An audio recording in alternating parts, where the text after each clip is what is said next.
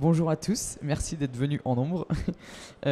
Juste pour me présenter, je suis Anne-Charlotte, donc je travaille à l'ADEME, à l'Agence de la transition écologique, et je suis en charge de tout ce qui est allongement de la durée d'usage des produits, donc faire en sorte qu'on produise plus durable et plus réparable en lien avec les professionnels. Donc je travaille entre autres sur les indices de réparabilité et durabilité, et je travaille également avec les acteurs du B2B, donc plutôt les gens qui sont présents aujourd'hui sur ce salon pour avoir les mêmes objectifs, donc faire en sorte qu'on produise plus durable et plus réparable et qu'on prolonge la durée de vie de nos équipements. Et donc c'est dans ce cadre-là que je vais vous parler de remanufacture. La remanufacture, qu'est-ce que c'est pour commencer? On va mettre un peu d'éléments de contexte. Donc c'est une notion qui a été, qui existe depuis des années, qui a été mise en avant et remis au goût du jour entre guillemets par la loi AGEC, donc anti-gaspillage pour une économie circulaire, qui est sortie en février 2020. L'objectif de cette loi, c'est vraiment, comme son nom le porte, de mettre fin au gaspillage des ressources.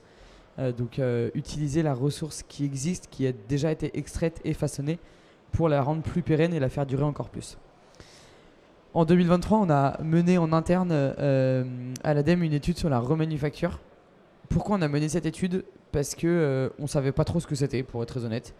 On ne savait pas trop si c'était un concept qui existait, un nouveau nom pour un concept qui existait déjà. Voilà. Donc on avait besoin de comprendre ce que c'était, comprendre qui étaient les acteurs de la remanufacture et surtout qu'est-ce qu'ils faisaient et dans quel périmètre d'action. Donc cette étude, elle est disponible gratuitement sur la librairie ADEME. Elle nous a permis de se rendre compte qu'il n'y avait pas une définition très ferme de ce qu'était la remanufacture et surtout pas de définition réglementaire de ce que c'était. Donc dans le cadre de l'étude, nous on a écrit une définition. Alors la définition, elle date de 2023. Je sais qu'il y a des réglementations qui arrivent entre deux, mais tout n'est pas perdu. Donc la définition que nous on a posée sur la remanufacture, c'est que c'est un processus industriel rigoureux et standardisé, permettant de remettre une pièce ou un produit d'usage en état de performance et de fonctionnalité équivalent ou même supérieur à celui d'origine et pour un même usage. Voilà, donc la deuxième phrase est plutôt une partie conclusion résumé, c'est un processus qui permet la remise à neuf des pièces et ou des produits avec un niveau de qualité et de performance identique du premier au dernier produit. À la différence du reconditionnement, le reconditionnement, on n'a pas de niveau de performance équivalent ou supérieur au neuf et il peut y avoir des grades de sortie différents en fonction de l'état initial du produit. Là, la remanufacture, c'est vraiment on va remanufacturer, on va reproduire et du coup avoir un niveau de performance équivalent.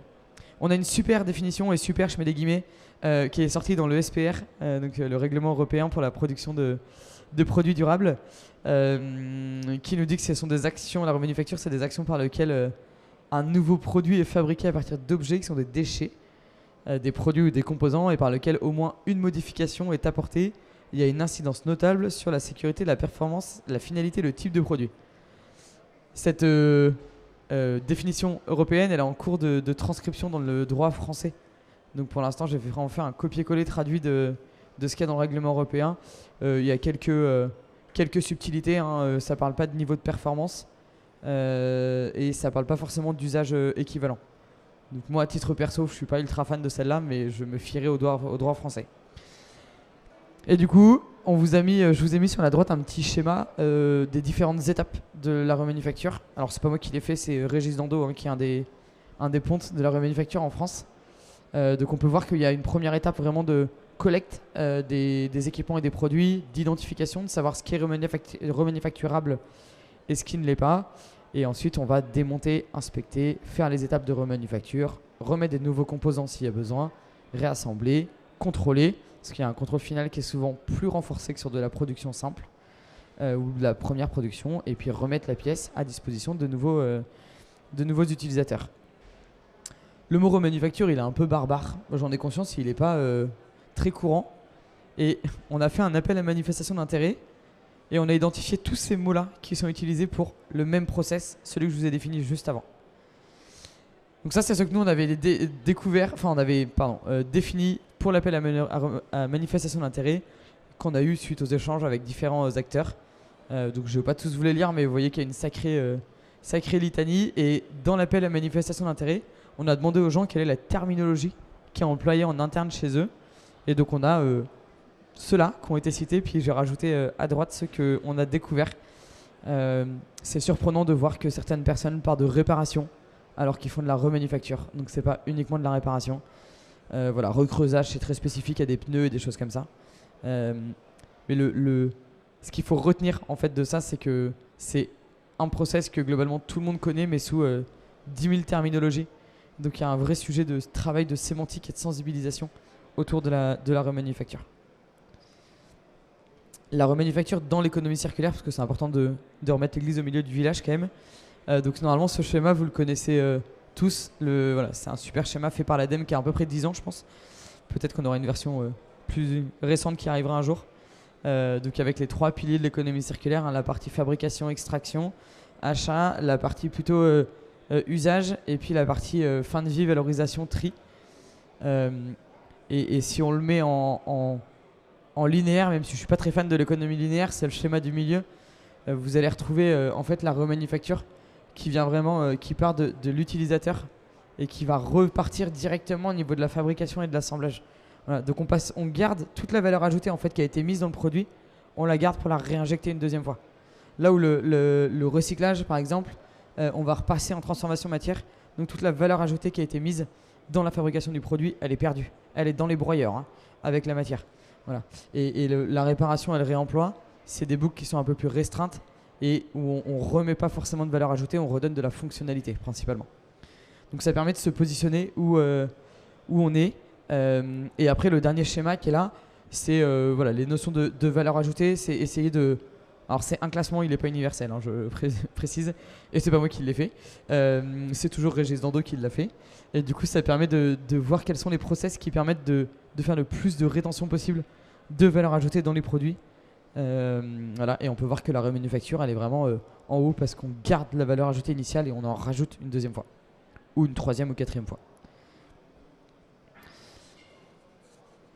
Là on va se poser la question de comment on distingue la réparation, le reconditionnement, la remanufacture, et je pourrais mettre toute la litanie des termes que je vous ai donné juste avant, mais j'ai pas assez de temps et pas assez de slides.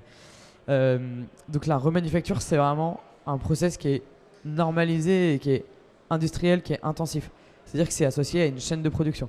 La réparation, même la réparation industrielle, c'est au cas par cas, en fonction de la panne qui est dans le produit, en fonction de l'état du produit. Le reconditionnement, c'est pareil. Là, la remanufacture, c'est-à-dire qu'on va analyser l'état du produit au moment où on va recevoir le produit et on va juste regarder si on fait 1, 2, 3, 4, 5 étapes, mais les étapes seront toutes les mêmes si elle est faite. On va pas faire du cas par cas, on va pas faire du... J'aime pas le terme artisanat parce qu'il est pas approprié, mais on va vraiment avoir un processus qui est répétable pour tous les produits. Donc ça va toujours commencer par un démontage, un nettoyage pour pouvoir identifier l'état des pièces. Ensuite, on va faire le contrôle approfondi pour voir vraiment ce qu'il y a à faire. Est-ce que c'est remettre de la matière? Est-ce que c'est changer la pièce? Est-ce que c'est... Qu'est-ce que je peux citer comme exemple encore? Est-ce que c'est juste réaliser des perçages? Voilà. Enfin, il y a plein de solutions différentes, mais il y a vraiment une étape très forte de contrôle. C'est une étape à très haute valeur ajoutée parce que c'est très souvent du contrôle manuel. Donc ça veut dire qu'il faut des opérateurs qui soient formés. Donc il y a un vrai sujet sur ça. Ensuite, on va remplacer ou régénérer les composants qui sont défectueux pour leur redonner un état de performance équivalent ou supérieur au neuf. Et une fois qu'on a des composants qui sont du coup comparables à des composants neufs, on va les réintégrer dans des systèmes complets, soit le système de base, soit dans un nouveau système. Voilà. Et c'est là où on différencie la remanufacture à l'échelle des systèmes ou la remanufacture à l'échelle des produits. Et donc ce processus-là, comme les autres, mais avec plus de valeur ajoutée et plus de niveau de performance, ça a vraiment un objectif de allonger la durée d'usage des produits, faire en sorte que ma benne de collecte de déchets qui se prend des déchets de chantier toute la journée dans la tronche, et ben en fait on va lui remettre un bout de paroi qui a été troué ou qui a été attaqué par la rouille.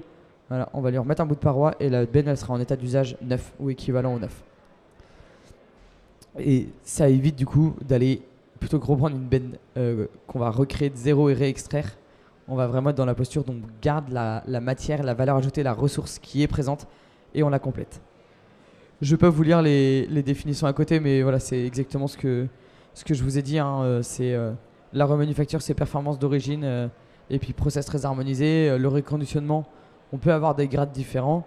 Et Et le rétrofit, c'est souvent des rajouts de technologie, ce qui n'est pas forcément le cas dans la remanufacture. Quelques cas concrets, parce que c'est bien beau d'expliquer, mais c'est bien de mettre en face ce qu'il y a. Circular Computing, c'est une boîte qui est anglaise. Alors, ces trois entreprises-là, on les a soit accompagnées financièrement avec l'ADEME, soit ils ont fait partie des études de cas qui ont accompagné l'étude qu'on a fait en 2023. Donc c'est comme ça qu'on a les infos. Donc Circular Computing, ils font de la remanufacture d'ordinateurs. Donc ils fonctionnent que en B2B en termes de marché. Ils vendent leurs produits moins cher, 40% moins cher qu'un produit neuf. Et au final, on ne se rend pas compte que c'est des ordinateurs qui ont eu une première vie en amont parce que les éléments qui devaient être changés ont été changés, y compris les éléments esthétiques. La seule chose qui va faire qu'on se rend compte, c'est qu'il y a leur petit logo, il y a un petit R généralement qui est dans ce coin-là. Mais si vous ne le savez pas, vous pensez que c'est une marque. Voilà. Ou que c'est une marque d'un vendeur. Mais donc ça permet vraiment de se rendre compte. Je crois que mon ordi fait partie des ordi remanufacturés. Greenline, c'est une des gammes de l'entreprise Ricoh qui fait les imprimantes professionnelles. Donc ils ont arrêté de fabriquer cette ligne-là en neuf. Ils ne font plus que de la remanufacture permanente sur ces produits-là. Le gros avantage qu'ils ont, Ricoh, c'est qu'ils ne vous vendent pas une imprimante, ils vous vendent des prestations d'impression. Et du coup, l'imprimante leur reste leur propriété. Donc c'est eux qui la récupèrent à la fin. Donc ils ont une captation du gisement qui est hyper facile, entre guillemets, parce qu'ils savent où sont leurs produits. Voilà, donc c'est aussi associé à de l'économie de la fonctionnalité pour beaucoup de cas. Donc Ricoh, ils les vendent entre 30 et 50% moins cher que le neuf. Et quand vous allez dans le couloir de votre bureau chercher votre feuille à l'imprimante, vous êtes incapable de savoir si c'est une imprimante qui est en première vie ou si c'est une imprimante qui est en xème vie. Voilà, elle est vraiment identique au neuf. Et Cotrolia, moi j'aime beaucoup cet exemple, c'est un réparateur de cartes électroniques automobiles, donc tout ce qui est dans les tableaux de bord, qui un jour a été chez son garage et qui a vu une montagne de réservoirs à des Blue. Vous savez le truc qui nous coûte 10 000 € là, et qui flingue les voitures. Et du coup il a dit mais je comprends pas pourquoi il y a autant de réservoirs en panne. Donc il a demandé à son garagiste est-ce que je peux récupérer des réservoirs pour les analyser. Le garagiste a dit oui et ils se sont rendus compte que en fait dans la conception du produit il y avait une fuite au niveau d'une pompe. Alors je suis pas une spécialiste mais une fuite au niveau du pompe et du coup ils ont créé une chaîne de remanufacture des réservoirs AD Blue qui consiste à réinitialiser les réservoirs AD Blue, à boucher cette erreur de conception et à remettre les réservoirs sur le marché moins cher du coup et vraiment avec un niveau de performance supérieur au neuf parce que la panne qui est dans la conception initiale et qui amène la récurrence des changements qu'on voit aujourd'hui, elle n'existe plus sur ces réservoirs AD Blue remanufacturés. Donc c'est ça le niveau de la notion de supérieur au neuf. C'est un peu subtil de temps en temps mais voilà, et du coup là où il y a beaucoup de pannes d'AD Blue, et c'est toujours l'angoisse quand on a une voiture avec de l'AD Blue, 97% des produits remanufacturés ne tombent pas en panne pour cette cause-là en tout cas. Voilà. Et les cartes électroniques sont réinitialisées et tout ça. Et donc ces trois cas-là, c'est que des acteurs qui vendent en B2B. Dans l'appel à manifestation d'intérêt qu'on a fait, on a eu quasiment que des acteurs du B2B et nous ça nous va en soi. Les rares qui vendent en B2C, c'est ceux qui font de la téléphonie ou du mobilier. Voilà. Sinon, c'est vraiment un process qui est fait par les professionnels pour les professionnels. Et c'est là où il y a un énorme gisement de machines, d'équipements et compagnie où on peut aller chercher ces pratiques-là. Je vous ai mis quelques schémas. Alors, tout est bleu, je suis désolé, j'ai pas eu le temps de mettre plus de couleurs. Mais c'est un peu le bilan de notre appel à manifestation d'intérêt en très sommaire. Donc, on a eu quasiment 60 dossiers déposés. Ce qui est assez cool pour nous parce que c'est la première pierre à une potentielle politique publique en faveur de la remanufacture. Et c'est dans les accompagnements que propose l'ADEME sur l'allongement de la durée de vie des produits, en tout cas, c'est très souvent pour les acteurs du B2C et rarement pour les acteurs qui opèrent en B2B. Donc c'était vraiment pour nous une première ouverture qu'on faisait. Et donc on est très content du résultat. Ce qu'on peut voir, c'est que quasiment toutes les régions ont répondu. Alors il y a deux pôles, il y a un pôle en Aura et un pôle en Grand Est. Où la remanufacture est un peu plus fait que dans les autres régions. Les tailles d'entreprise, en fait, c'est assez varié. Donc tout le monde peut faire de la remanufacture. Il n'y a pas de « oui, moi je suis une petite PME, je peux pas ». Bah si, en fait. Des PME, des TPE, il y en a qui le font, il y en a qui ont monté leur business autour de la remanufacture. Et après, dans les on a essayé de classer par secteur d'activité les différents dossiers. Celui-là, c'est carte électronique et ça, c'est machine industrielle. Donc, c'est les deux quasiment qui sortent le plus. On a de tout. Après, en secteur d'application, on a des machines pour de l'extraction minière. On a eu des machines... je ne sais même pas dire la totalité des choses.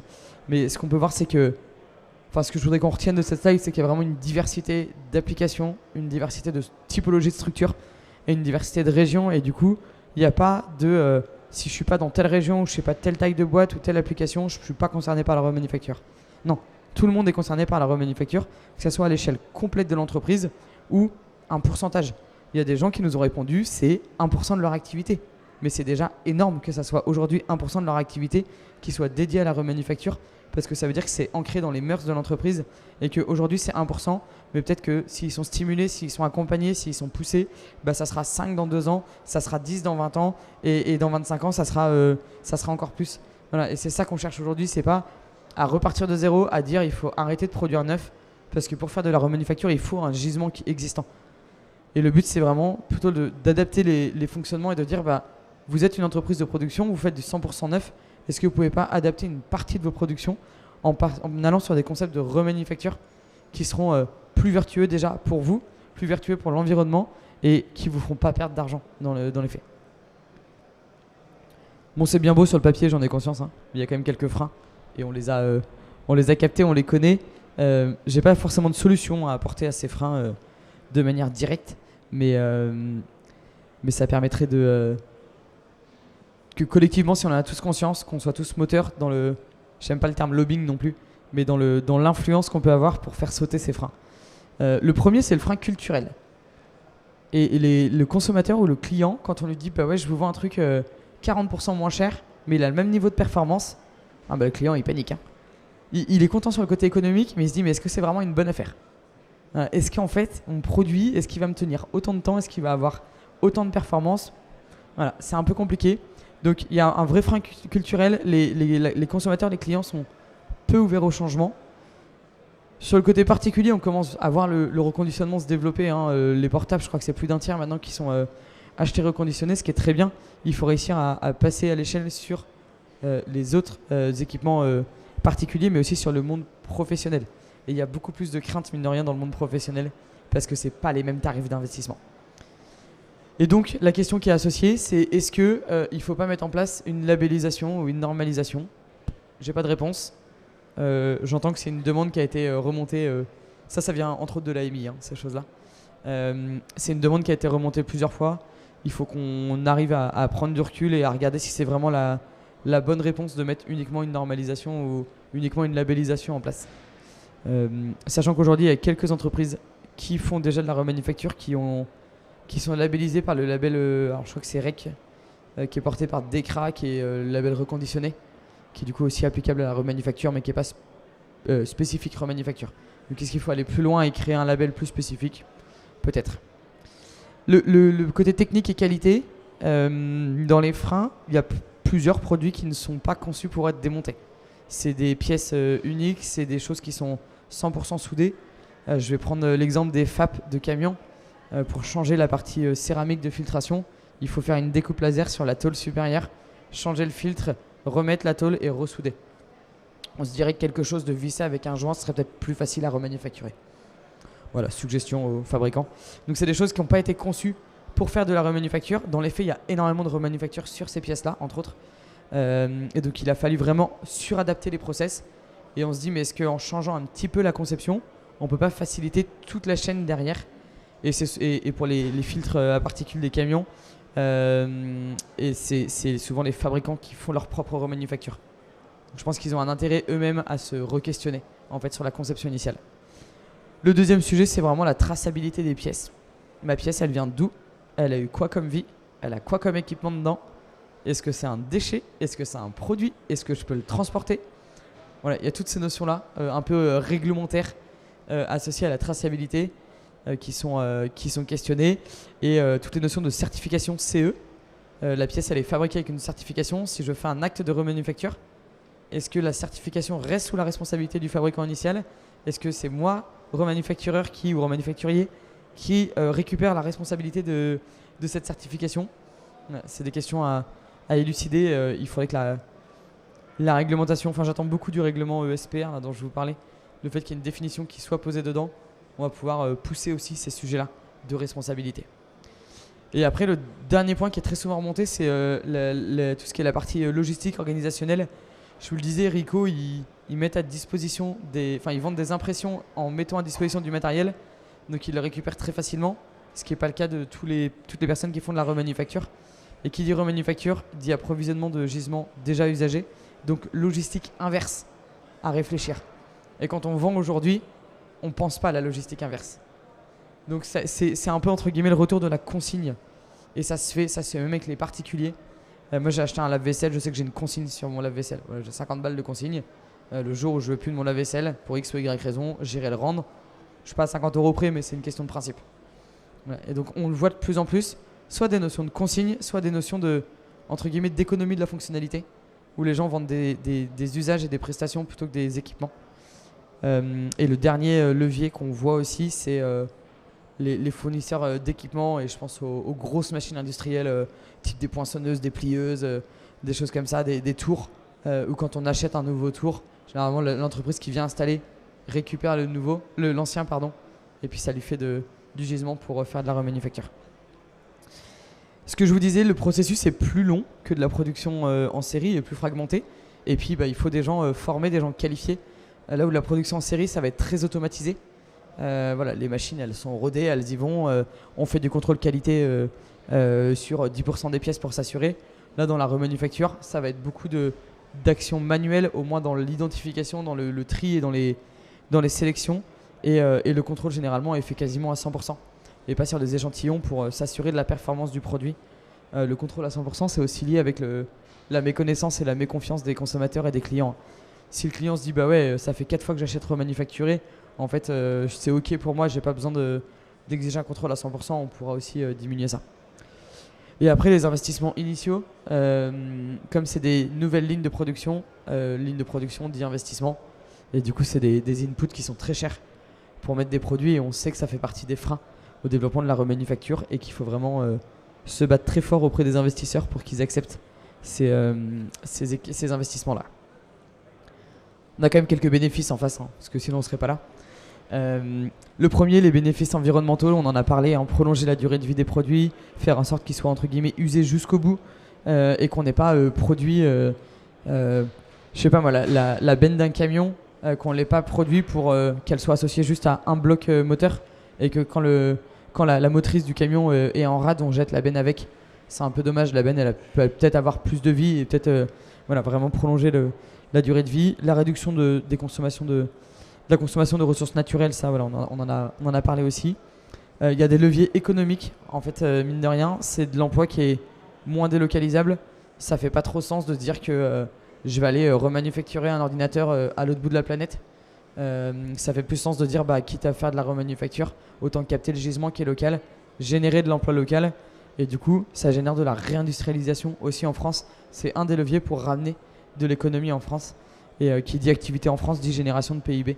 Voilà, donc il y a un vrai levier économique, il y a un levier de valeur ajoutée.